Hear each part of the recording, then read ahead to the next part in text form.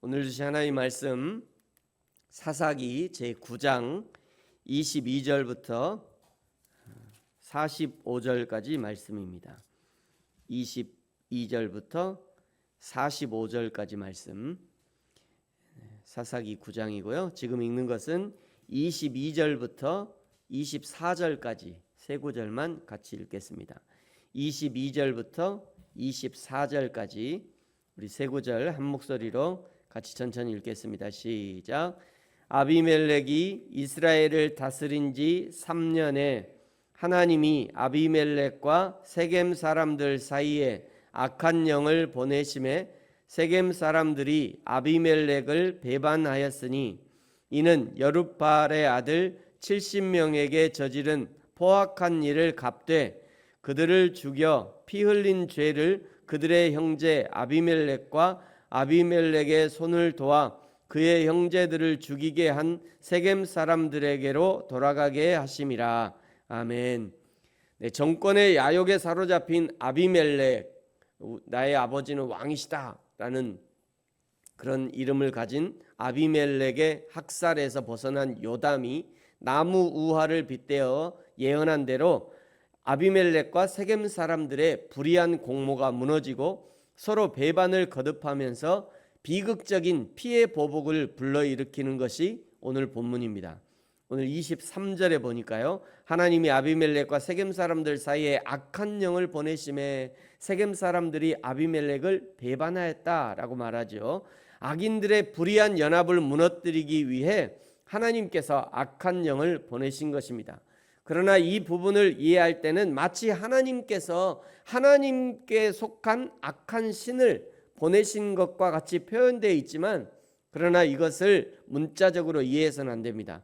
하나님께서는 결코 악의 근원이 되지 아니하시며 다만 하나님의 주권적 섭리하에서만 악한 세력의 활동을 일시적으로 허용하시는 겁니다.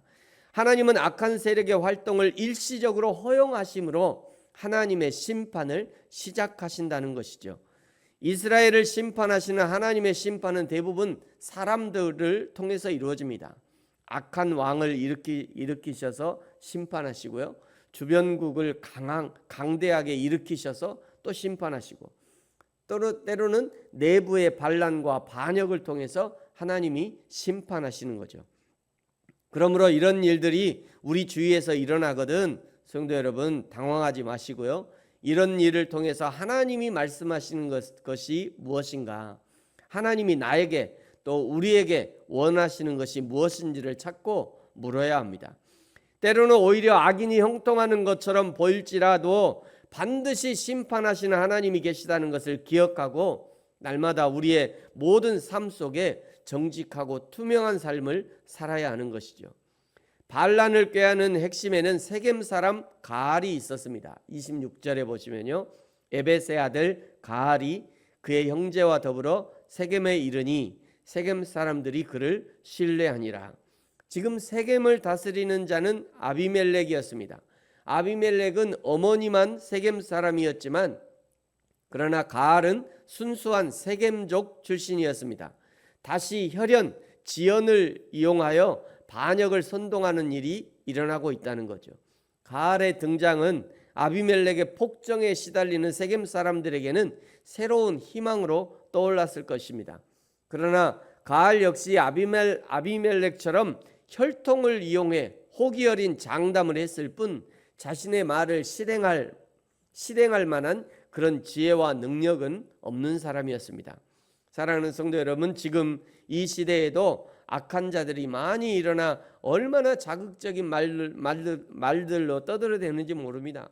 지금 당장이라도 어떤 일들이 일어날 것처럼 마치 자기가 뭔가를 할 수 있는 것처럼 떠들어대기도 하고요, 나를 뽑아주면 내가 당신을 뭐 해주겠다고 온갖 감언이설로 사람들을 속이는 거죠. 그러나 이럴 때일수록 악한 자들의 말에 휘둘리지 않도록 성령께서 주시는 지혜와 분별력으로 무장하는 저와 여러분이 되어지기를 축복합니다.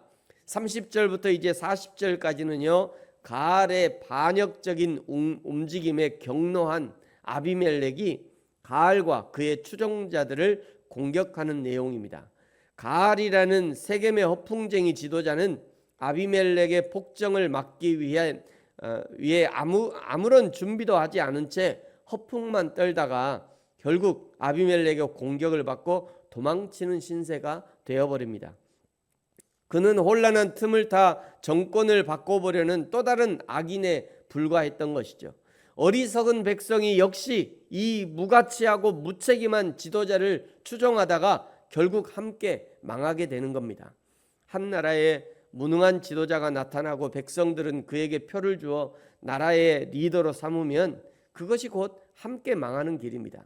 41절부터 45절까지 아비멜렉은요, 공격의 목표를 다 이루고서도 무장하지 않은 백성들까지 잔인하게 학살하고 세겜성을 완전히 황폐한 땅으로 만들어 버린 것을 볼 수 있습니다. 45절에 아비멜렉이 그날 종일토록 그 성을 쳐서 마침내는 점령하고 거기 있는 백성을 죽이고 그 성을 헐고 소금을 뿌렸다라고 기록하고 있죠.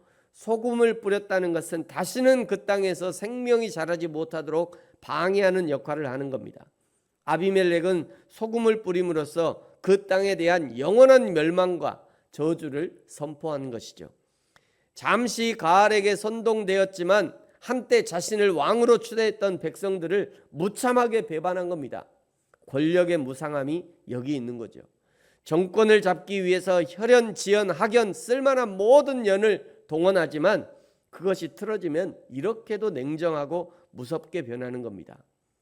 보수주의자 조제프 드 메스트로라고 하는 사람이 1811년에 러시아 헌법 제정에 관한 토론 도중에 이런 발언을 했다고 그래요. 모든 국민은 그 수준에 맞는 정부를 가진다. 권력의 주인인 국민이 수준을 높여야 수준 높은 정부가 탄생하는 것이지, 권력의 주인인 국민이 저급한 생각으로 저급한 수준으로 표를 던져주면 그야말로 저급한 정부, 저급한 정권이 탄생하는 겁니다. 악한 아비멜렉을 심판하기 위해 하나님은 악한 영들의 활동을 일시적으로 허용하셨습니다. 무능한 가알이라는 자를 세워 가알에게 선동된 세겜을 심판합니다. 가알과 세겜의 심판은 점점 아비멜렉을 심판하기 위해 조여가는, 그 포위망을 조여가는 그 하나님의 심판의 그림자라고 할 수 있습니다.